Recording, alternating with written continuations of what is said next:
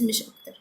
فانا اوريهولكوا هنا وبعدين ايه نبدا شرح ده هنا اهو. بصوا ده كارنيه طلع لي في، يعني طلعته في نقابه المعلمين. ده هيقعد بقى ايه لحد شهر 12. هي الفكره مش في كده، هي الفكره ان انا قلت اطمن المتابعين، يعني لان انا سمعت اقاويل ان هي بتشرح بناء على ايه، دي لسه مخلصتش.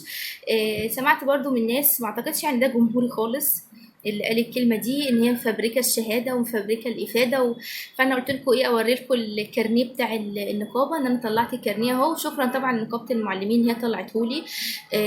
وبالمناسبه يعني لو في مدرسين بيتفرجوا لسه زينا مبتدئين لسه مش عارفين يعني، فالنقابه كمان بالكارنيه تقدري تدخلي النادي وبتقدري تعملي تامين صحي. لو حد يعني لسه مبتدئ زيي مش عارف، فبالكارنيه ده بتقدري تدخلي نادي المعلمين تقعدي بقى براحتك هناك، وبتقدري تعملي تأمين صحي عشان طبعا ايه لو بعيد الشر يعني تعبتوا.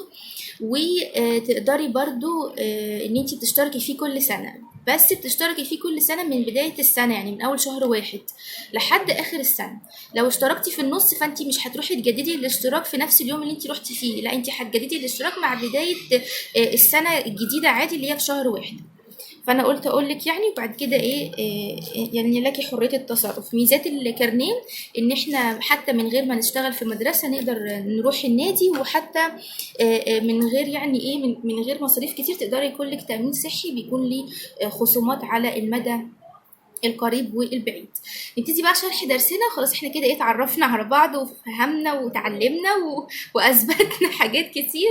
ندخل بقى في منهجنا.